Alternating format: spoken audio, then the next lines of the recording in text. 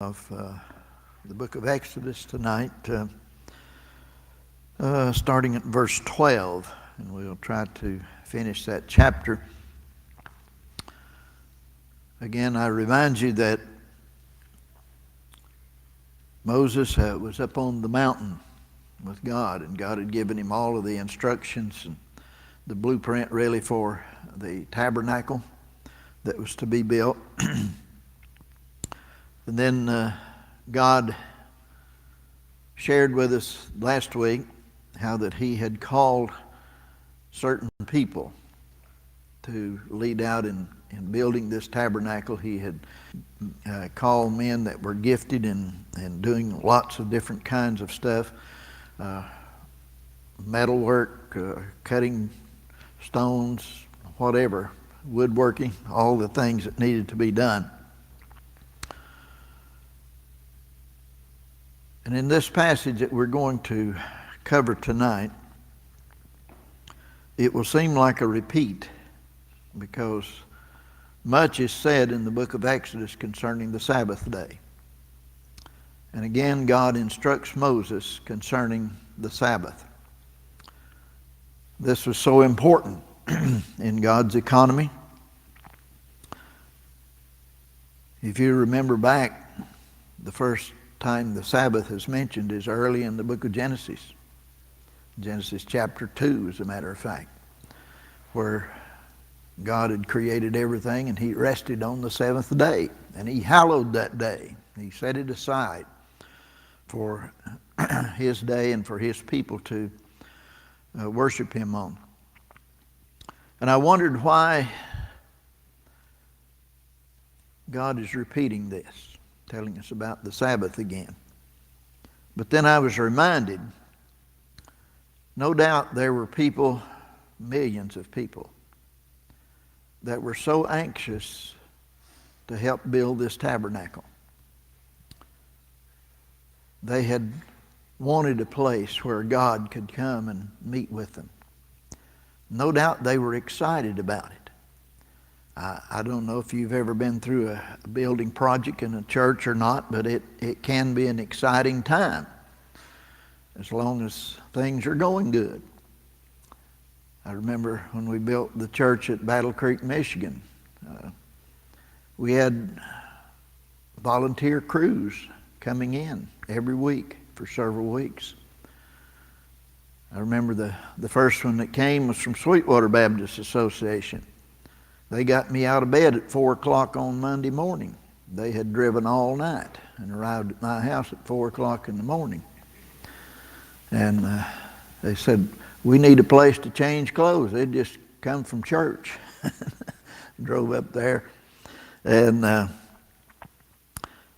we were excited to get started on the foundation of that building, and the other teams that came in and constructed the walls and all those other things. Of course, there were some trying times in it too. But one of the things that I remember so much, and it took us several months, but when we finally got into the building and got all of the construction done, it was like everybody said, "Whew, glad that's over," and just sat down. We'd been gaining new people all along because people were excited. They'd drive by and see a new church being built, and they'd stop and talk about it. We'd invite them to church. But boy, it went the other way when the building was completed. It's just like all the excitement left, and everybody had just said, I'm wore out. Don't ask me to do anything else. But God turned that around after a few weeks of that. But I'm sure that God gave these instructions concerning the Sabbath so that these people, in their zeal to construct the tabernacle, didn't overwork themselves and didn't work on God's day. So let's begin reading in verse 12. The Lord spake unto Moses, saying, Speak thou also unto the children of Israel, saying, Verily my Sabbaths you shall keep, for it is a sign between me and you throughout your generations, that you may know that I am the Lord that doth sanctify you. You shall keep the Sabbath therefore, for it is holy unto you. Every one that defileth it shall surely be put to death. For whosoever doeth any work therein, that soul shall be cut off from among his people. 6 days may work be done, but in the seventh is the Sabbath of rest, holy to the Lord. Whosoever doeth any work on the Sabbath day, he shall surely be put to death. Wherefore the children of Israel shall keep the Sabbath to observe the Sabbath throughout their generations for a perpetual covenant. It is a sign between me and the children of Israel forever.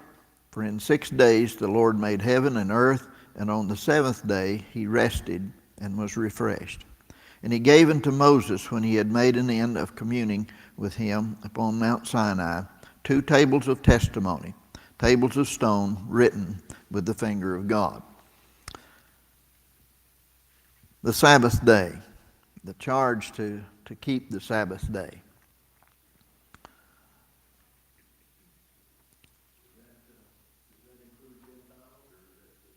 This is for Israel. Israel, yeah. This was directions to them. The Lord spoke to Moses. This happens occasionally in the Bible where the Lord speaks directly to someone, and here he was speaking directly to Moses. There are people today that say God don't speak to people anymore. Yes, he still speaks. When he has something to say, he speaks. The Lord spake to Moses, Speak thou also unto the children of Israel, saying, Verily my Sabbaths you shall keep. Why? For it is a sign or a covenant between me and you throughout your generations, that you may know that I am the Lord that does sanctify you. Like I said, these are some of the things that we've studied already before in Exodus chapter 20, the 10 Commandments. We took some time to study. Remember the Sabbath day and keep it holy. But God is reminding them. God doesn't want them jumping into this job of building the tabernacle and being overzealous and thinking they had to work 7 days a week in order to get it done. And God reminds them that in 6 days he created the heavens and the earth and all the things that are therein, but he rested on the seventh day. And he hallowed that day. He set it aside for his purposes. It's something that we have gone far, far away from in our nation today. And I think we're suffering for it. I think it's still pleasing to God when we set aside a day to rest and to worship him. He said, this is a sign between me and you throughout your generations. Among the Jewish people, they're still pretty strict about keeping the Sabbath day. He said that you may know that I am the Lord that does sanctify you.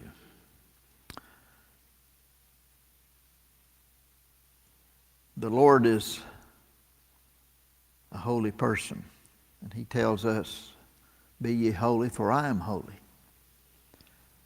And there are things that God has said in his economy, such as the seventh day, that he wants us to continue to observe and keep that. And it's not so much for his benefit as it is for our benefit. There's many corporations today that they run 7 days a week, 24 hours a day.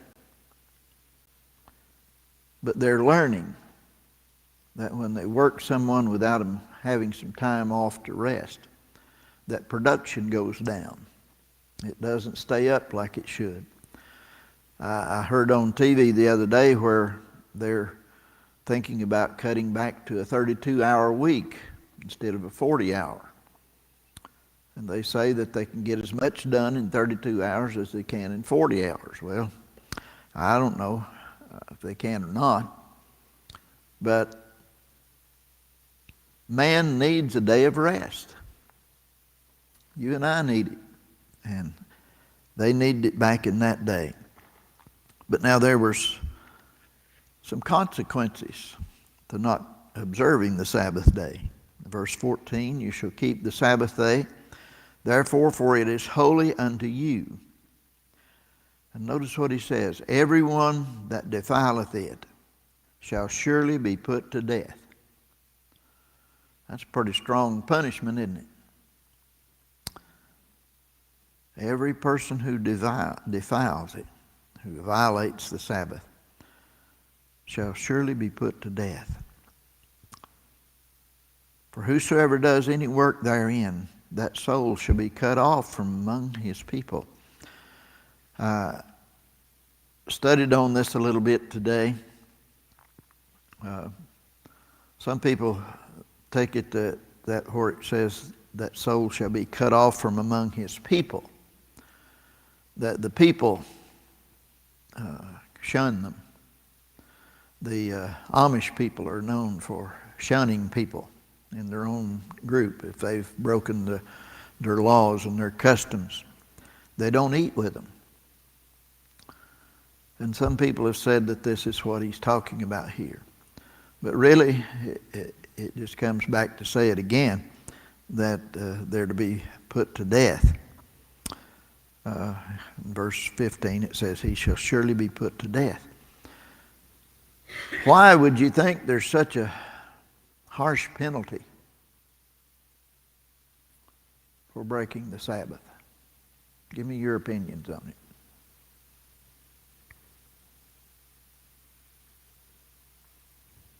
Holly?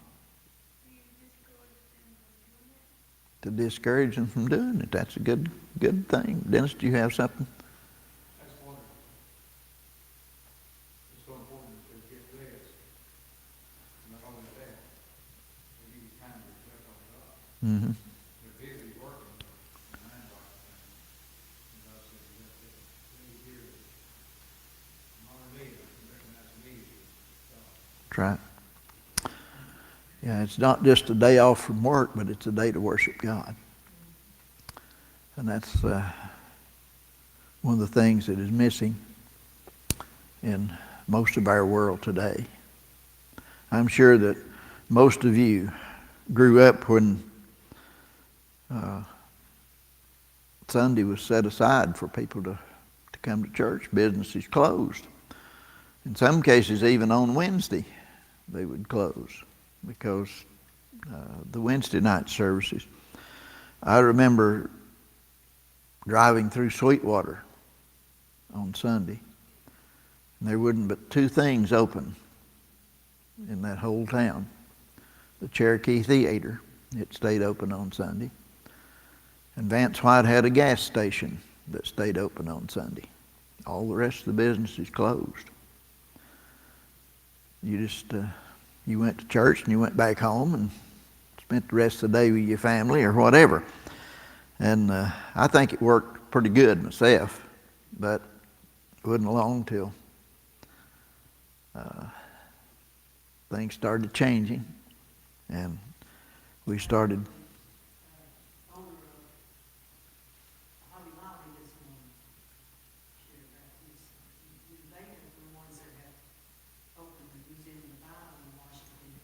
Mm-hmm.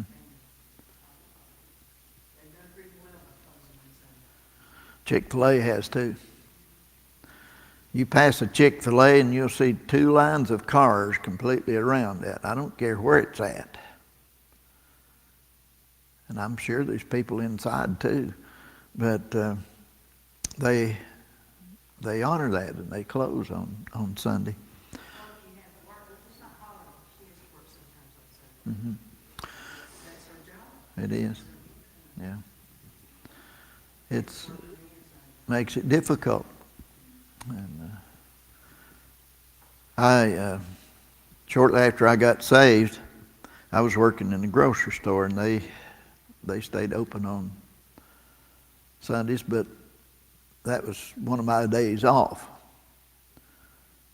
And I remember one Saturday night, the boss said, we're short-handed, can you work tomorrow? I hadn't been saved very long, and I said, yeah, I don't want to, but I will. So I worked Sunday. Well, lo and behold, he came back the next Saturday night and said, we need you to work again Sunday. And I said, no, I'm sorry. I said, I'm planning on being in church tomorrow.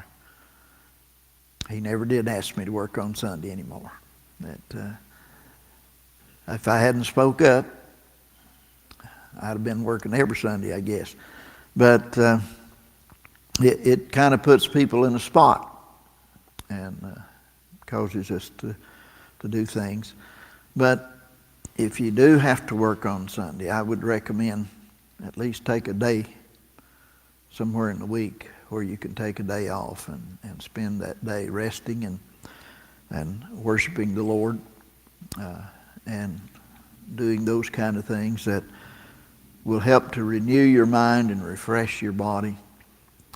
Our body is a beautiful thing that God has created, and He's given it to us. But it's not a body that can just keep operating without rest. It needs rest. And that's why you need a good night's sleep every night, and to allow your body to rest. But anyone else with comments you'd like to make on?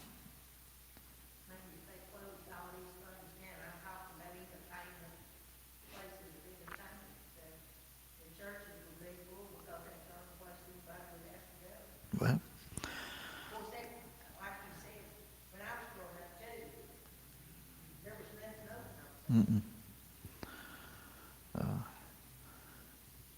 I remember Joe Little. He ran a pharmacy there in Sweetwater, and Joe's a good Christian man.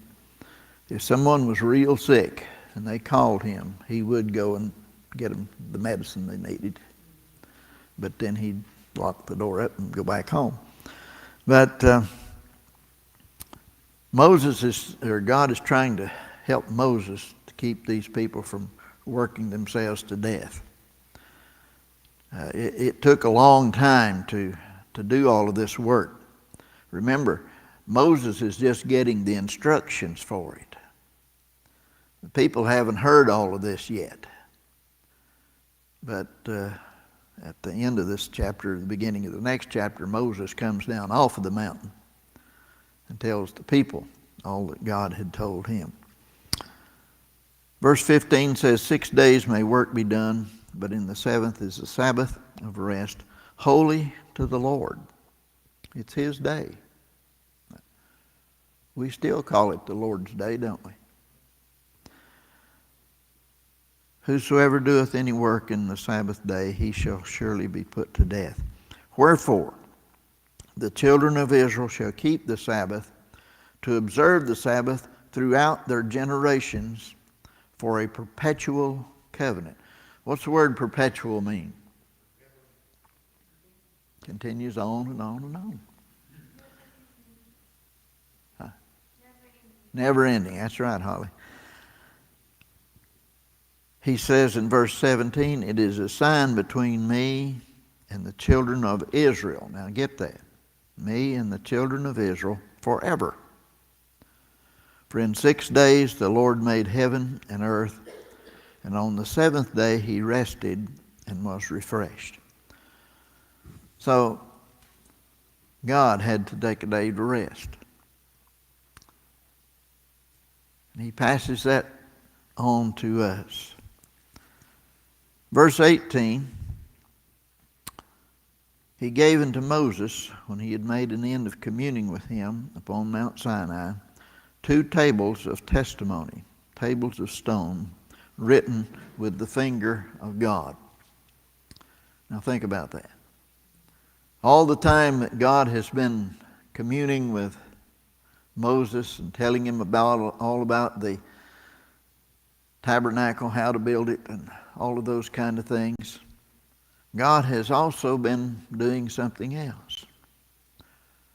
writing the 10 Commandments in stone. And it says, written with the finger of God. I don't know about you, but I can't write very well with my finger. Every once in a while, you swipe a credit card and it'll ask for a signature, and you take your finger and try to write on there. I can't even read it once I've wrote it.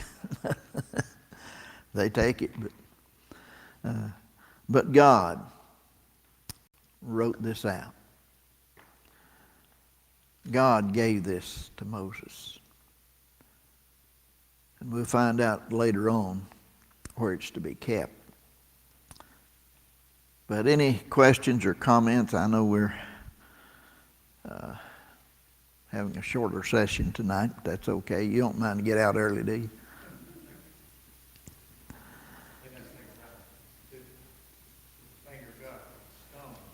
Uh-huh.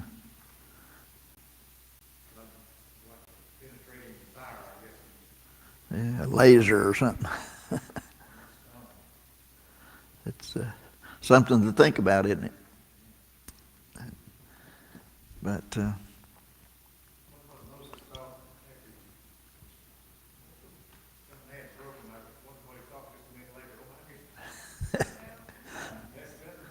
yeah, I think we'll cover that next time. I believe that's in the following chapter. But God took so much of time and so much space here in the book of Exodus of giving all the details of that tabernacle.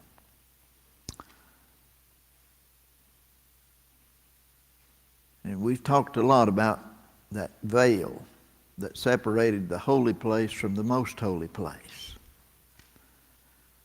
Now, when they quit using the tabernacle and built a temple, that temple that was in Jerusalem in the days of Jesus, it took Herod 46 years to construct that temple. Must have been a majestic thing. But they tell us that that veil that separated the holy place from the most holy place was 60 feet tall. And I've even heard some commentators said it was 2 feet thick. Now, I've never found that in the Bible. But that is the veil that was torn in half when Jesus died on the cross. And that signifies that you and I can enter into the presence of God through Jesus Christ. And I just want you to keep that in mind as we have studied about the tabernacle, and there's still another 9 chapters here to go in this. But I don't know, I guess we'll come back and touch on the tabernacle again and again. But remember that every piece in that tabernacle in some way reminds us of Jesus. God instructed them so it would be built correctly and to His plans. And that's something that we need to always remember, to follow God's plans. Not our plans, but God's plans. Whatever we're doing, if we'll ask for God's guidance and direction, God will surely do that. So any other questions or comments before we gather in our prayer groups and close out in prayer?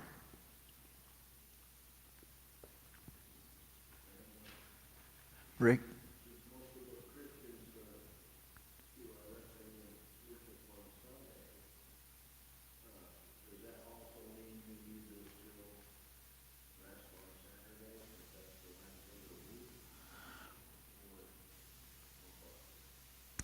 Well, that's a good question. I wish I had a good answer for it. We do worship on the first day of the week because that's the day Jesus arose from the dead. And we find the early church worshiping on that day. If you go to the Holy Land, the Muslim Sabbath is on Friday. The Jewish Sabbath is on Saturday, and the Christian Sabbath is on Sunday. So you can go to somewhere in that city any day of the week and buy stuff or trade and those kind of things. The Muslims shut their businesses down on Friday, the Jews on Saturday, and the Christians on Sunday. And there's a Christian quarter, there's a Jewish quarter, and there's what word am I hunting for? Muslim quarter. And I don't know who owns the other quarter, but anyway, those things are happening. But they still observe that, and I honor them for it. I don't get angry with somebody if they say I worship on Saturday. That's fine. That's fine. I have no problem with that. We ought to worship every day, shouldn't we? Every day. And spend time with God. Everybody got a prayer sheet? Well, let's close out this time of the service tonight. Haley, would you lead us in our benediction?